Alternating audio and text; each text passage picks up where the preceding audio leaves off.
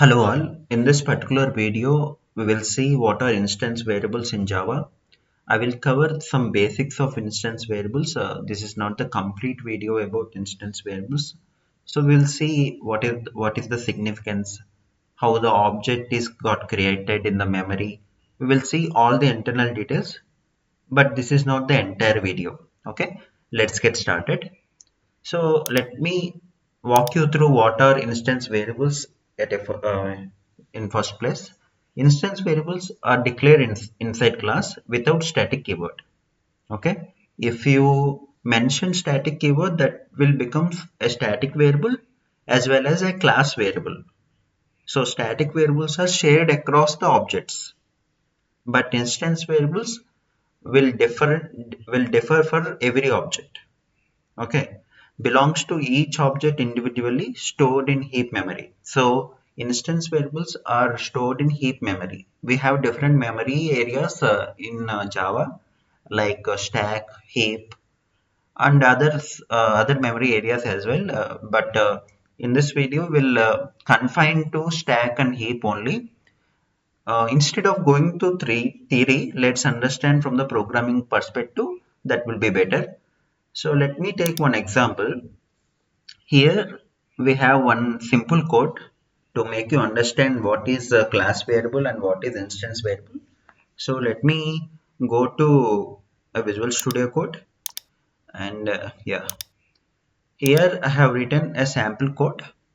First we have a class student.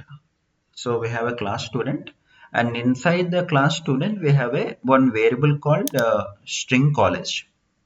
Okay, and that is declared with the static keyword. So as soon as you declared any variable static, this should be shared across the objects. Okay. So this information is common to every object. That's what I meant. Okay. So uh, student have different names and student have different roll numbers. But all the student belongs to same college only, right? Is it or not? Okay. So the college name is Sri Vasvi Engineering College. This is common for every student. Okay, and then we have two instance variables. One is name and another one is roll number. Okay, and this is what the class student uh, members are. Okay, and we have one display function. Inside display function we are calling what is the name of the student and roll number of the student and the college of the student. Okay, and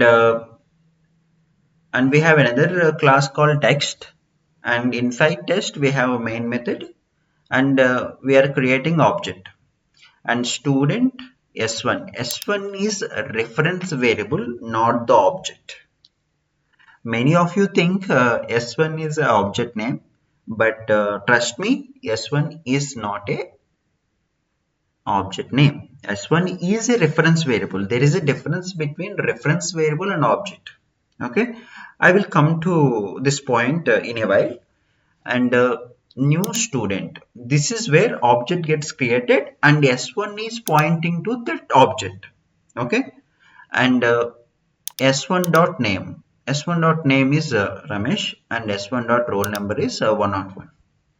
And I'm creating another object, and that reference variable, whatever that object is created in the heap, s2 is the reference variable. Okay, so in that s2 I am taking the name of Suresh and roll number 102, and I'm calling s1 dot display. By the way, how this entire things work, I mean, I will tell you what things are going inside this. When line number 18, new student, this is what the default constructor. So student without any parameter, this is called default constructor. A constructor will have the same name as class name and it won't have any return type. Okay, so if you don't see any constructor, compiler automatically creates one default constructor for you to initialize the objects. If you create a constructor, compiler won't create a constructor for you. Okay, here I didn't create any constructor. In this case, compiler creates one constructor for you. What if the objective of constructor to initialize the objects. That's the objective of a constructor, right? Okay. Now s1 dot name Ramesh will get stored and s1 dot roll number 101 gets stored. Okay, s1 is pointing to that object, and s2. S2 is also a reference variable pointing to some other object in the memory, and s2 dot name Suresh and s2 dot roll number is 102. Okay. Now I'm calling display function s1 dot display. So what is the s1 value? Ramesh 101, and I have not called. I didn't say s1 dot college is equal to Vasvi, because college name is common for every object, right? That is the meaning of static variable. Static variable or class variable is shared across the objects. Okay, I didn't mention explicitly here. Okay, so s1 dot display method is called name. What is the s1 dot name is here? Ramesh, roll number 102 or 101, and college, Srivas Engineering College. So in this case, you have understood that. I hope you got I hope you got a gist of what is class variable or static variable and what is the instance variable. Instance variables are for the objects. Okay, class variable is shared across the objects. That is the simple differentiation between class variable and instance variable. Okay, now I will run this code.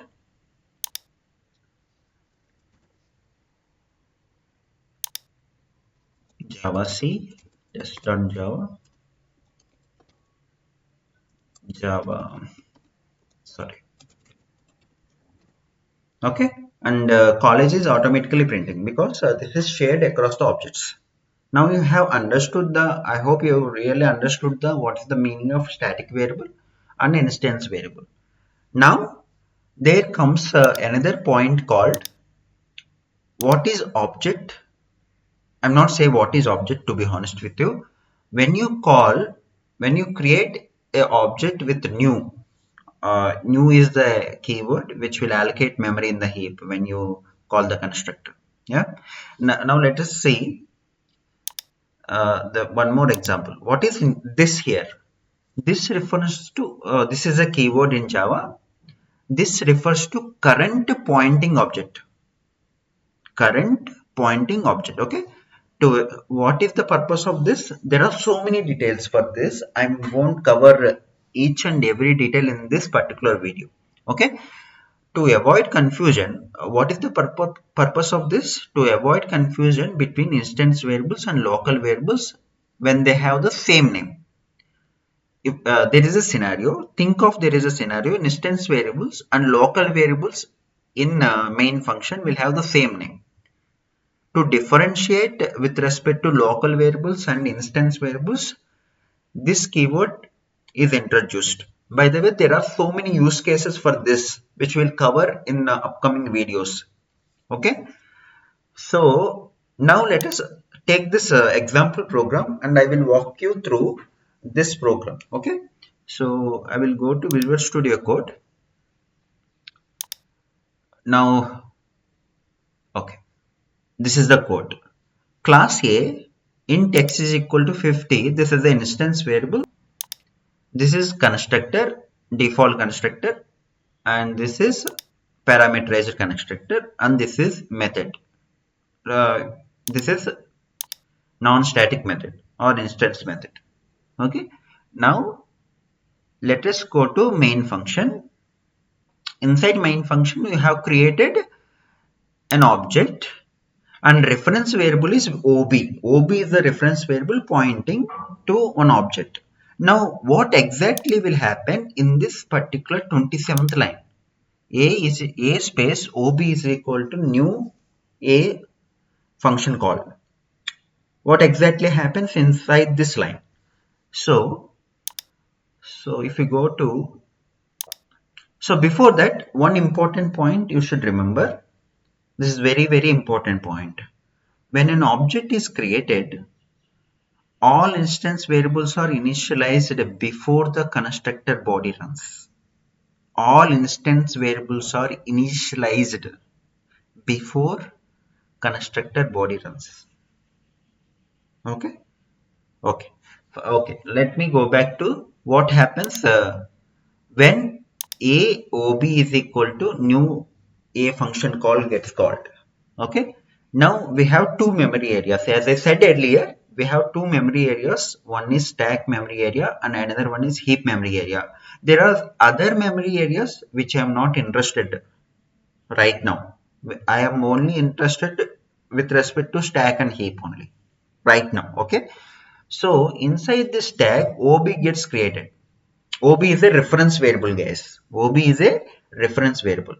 And inside heap, so A of gets, we don't have any parameter here. This is a default constructor. So now default constructor gets called. Okay, default constructor gets called. So default X. So now understood, guys. So what is the important point? What is the important point which we have discussed earlier?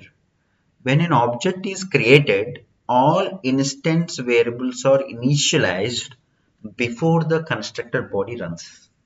All instance variables are initialized before the constructor body runs. That means int x is equal to 50 will happens first. Okay. Now coming back to our code. Okay. So x is equal to 50. So now when you run that particular line, default is equal to 50 will get printed. So coming back to the diagram, x is equal to 50 and this OB is pointing to this x only right now. Okay. When you run this code, default space 50 will get printed on the output screen. Okay. And this memory is assumption. Okay. Now when the second line gets called, now things get interesting now inside main function at the line number 28, OB is equal to new A of 10. By the way, this x is auto generated. Don't worry about this particular highlighted. Okay. OB is equal to new A of 10. That means parameterized constructor will now call with 10 as parameter. This parameter is a local variable, guys. To differentiate local variable and instance variable, we are using which keyword? This keyword. Okay. There are other more use cases which I am not covering right now. Okay. So OB is equal to new A of 10 will gets called. Now inside memory, OB will pointing to heap of 10. So 10 will be called, right? Now let's go to that particular function only. Okay. I mean that particular method only, that particular constructor only. Now inside this parameterized constructor, you have called this dot x is equal to x plus 10. Okay. So as soon as, now understood, guys, as soon as you call this line, the previous whatever you have created object that will get lost, that will get removed by the garbage collector, because there is one more important point. Java allows only one object per reference at a time. I repeat one more time. Java allows only one object per reference at a time. So it won't catch all of the objects at a time. The reference won't be pointing to multiple objects. It won't be possible. The reference only pointing to the newly created object. The previous whatever the object is will get lost. Okay. Have you understood this? Okay. Now coming back to the topic. So whatever you have created x is equal to 50 will no more valid. That will be collected by garbage collector. This gets removed from the heap. Okay. Now this OB is pointing to new memory location inside heap memory area. Now coming back to the code. So what happens inside that parameterized constructor? So this x is reference. This x is a parameter. This x is local variable, by the way. You are calling it from the 20th line, right? This x is 10. This 10 is passed to where? This x. This x. This is x. This call by value, right? This x. This x has 10 inside this. So 10 plus 10, what is the value? 20. And this dot x refers to 50. This dot x. This dot x refers to 50 here. Okay. This dot x refers to 50. That will be modified as 20. 10 plus 20, what is the value now? 20. Now, in 13th line, you are printing a system.out.println x value. What is the x value? X is nothing but your local variable, which is coming from the parameter. So, what is the x value right now? This is 20, not the 50. If you want 50, you should print system.out.println this dot x. Then you will get, I mean, so a of 10, 10 will get, so where we are called, okay, I'm sorry. So x is 10, 10 only. If you print system.out.println x value is x, so this x is coming from this line and the x value is 10 only. Okay. Now, if you want to print what is current object value, you need to print this dot x. Then this value will be 20. 20 is our output. I won't be running it. I'm just commenting out. So let's see the diagram. So what is the x value right now? So x value is now 10. So 10 plus 10, 20. So x value is 10. 10 plus 20, 10 plus 10, 20. So this object will have 20. This dot x refers to that 20 only now. So x value is 10, but uh, if you run this dot x, that will be 20 only. Okay. So I will run this code. By the way, to measure to give you extra to avoid confusion, I will write one more statement. We are inside the parameterized constructor. Parameterized constructor. Okay. Okay. Here inside the parameterized constructor. Now I will run this code so that you will able to understand.